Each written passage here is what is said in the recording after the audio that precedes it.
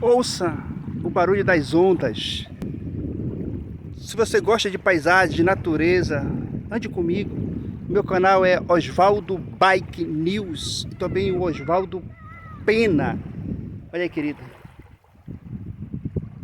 Logo ali em frente é o pôr do sol. Aqui, ó. Olha ali, ó. O pôr do sol. Daqui é natureza. É a obra do Deus Todo-Poderoso, do Eterno. Ande comigo, querido. Vamos que vamos. Estamos aqui na Amazônia. Vamos que vamos preservar a Amazônia. Usufruir dessa linda natureza aqui, o ar puro. Olha aqui o mar.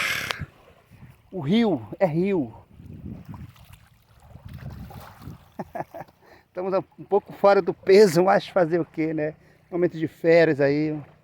Um ano de trabalho, então tiramos um minutinho para passar um dia aqui nessa localidade. Interior do Afuá, terra abençoada, terra linda. Afuá, Pará, Brasil, América do Sul. Eita Deus.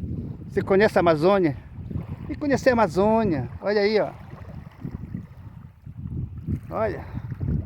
Venha conhecer a Amazônia, rapaz. Olha essa praia aí, ó. E é duro, olha. Ó. Tem lama não, não tem lama. É praia mesmo aqui, ó. Pôr do sol aí, ó. Vamos que vamos, Deus abençoe.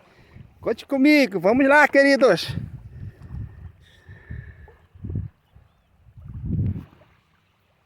A palavra do Senhor diz que, Salmo 125, diz que eu confio no Senhor, são como o monte de Sião, que não se abala, mas permanece para sempre.